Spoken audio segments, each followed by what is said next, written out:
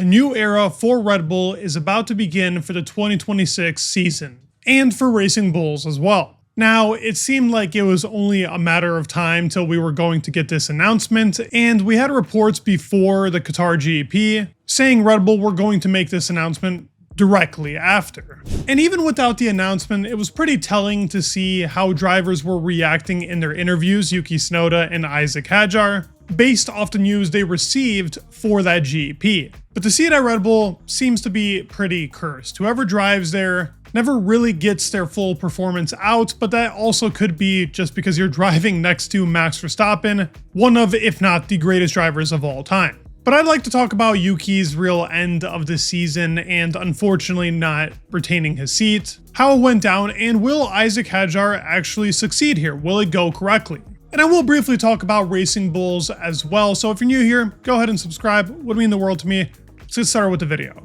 When Yuki Tsunoda came into Japan, only 2 races into the season where Liam Lawson underperformed heavily, but wasn't really given a chance to even show off any performance. It was pretty clear that Yuki would already be backpedaling, and it would be difficult to step up and be as competitive as Max. Even in that weekend alone, Max was first, Yuki was out of the points, but yes, it was his first weekend that we can cut him some slack. But it never seemed like there was a time that Yuki felt connected to the car and really had the pace to be alongside his very fast teammate. Baku was a decent weekend. I will say here recently in Qatar, beating him in sprint qualifying did mean something for him, but at the same time in that same weekend, during qualifying, he was very far behind, while Max was fighting for pole position and then ended up going on to win that race while Yuki finished in P10. But it's also fair to say that he did not have the correct performance parts for most of the year. And when he was given an opportunity to have an equal car with Max, there were times where he showed real pace, like in Las Vegas in the practice sessions. It was about like a 10th or 2 difference between the two of them. But understandably so, Max is in the title fight, Yuki is not. So the cars typically had a difference or 2, whether that be in the front wing or the floor. But on the rare occasion it did have the full connected pieces, they were somewhat competitive together.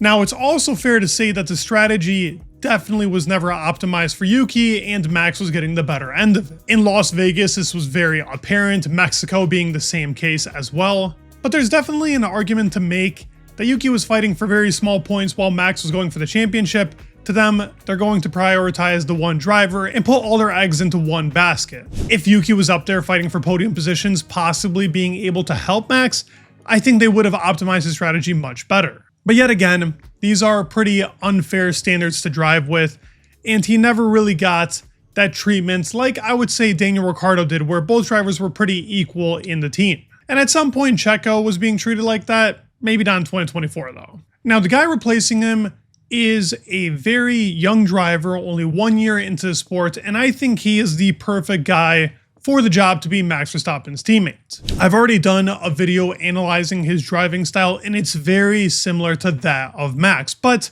I can also say the same for Yuki. Yuki's a bit more aggressive on the wheel than that of Hadjar, and there's a bit more smoothness to Isack, very similar to that of Max, like I said. But it seems like the only people that can replicate something like Max Verstappen might be Leclerc, who drives very similar to that style. I also do believe that Isack himself has a mentality like Verstappen. His attitude is definitely one thing, but Max had that coming into the sport. And Helmut Marko has already gone on to say that he sees traits in Isack like Senna, where he's able to pick up in a lap or 3 and already be on the pace, which is something that Max does better than anybody else on the grid. As soon as we go to a new track, or in general from FP1, Max is typically on the limit of the car, while others take about the full practice session to get somewhere near that. Now, you do have your exceptions, of course, Lewis Hamilton, Fernando Alonso in their primes. Leclerc is pretty close. There are drivers that get to there, but it's Max that does it best. For Hadjar, he's got a lot going, that it's going to be a completely new season, new regulations, the cars are going to feel completely different,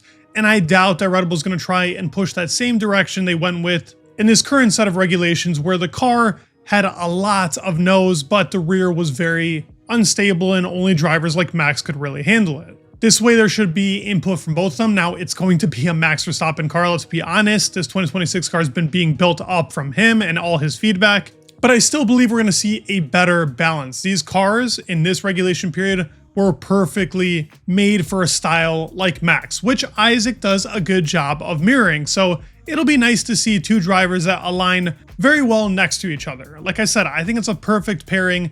And with him having this inexperience in Formula One generally, he hasn't driven too many cars and really set a driving style for himself. He can adapt and with time and can be very close to Verstappen. If given a fair opportunity, which I hope they end up doing with Hadjar, I really do believe this is going to be a lineup that will be successful for many years in the future. I don't expect Red Bull to be fighting for a championship in 26, but I think that's much better for a guy like Isack, who can take time and build up that experience with this team, a championship winning team. And the Racing Bulls car finally looks like a team that's trying to grab drivers, develop them, and really make their next prodigy, because they got to look for it, considering Max Verstappen every year or two is saying he might retire in the next season if he does not like the car. Now, Isack could definitely be that guy. Arvid is definitely a driver that has a lot of hype around him. I don't think he's had quite the career like Kimi Antonelli, where the guy was being looked at as the next prodigy, but right now the media is definitely talking about him in that light. And having what I would say now a pretty experienced teammate, Liam Lawson, who's been in the trenches and out of them, will definitely give a good marker. If he's able to beat this guy, that'll probably be the end of Liam's career. And it'll look very good for Arvid in promotion and possibly being that next guy. That was something that Yuki definitely struggled with being in the Racing Bulls team. He was given a couple of teammates, and every single time there was a teammate next to him, he never really showed off that he was much better. Even a Daniel Ricciardo that was definitely in the ladder of his career. There's not much expectation for the Racing Bulls team going into 2026. Having them as pretty much a test team for new drivers is what it's always been. And for Liam, it could be a big season because the chances of him getting back into Red Bull are very slim. It's never happened before, and I don't expect him to be the next guy to really revolutionize how the Red Bull team has been working for so many years. But we've seen time and time again, like Pierre Gasly and Alex Albon, have completely changed the trajectory of their careers and now are quite successful and doing a good job in different teams. But that's pretty much what I have to say about Red Bull's lineup, the changes they've made to Racing Bulls as well. I'd love to hear your thoughts down in the comments below. Do you believe it will work?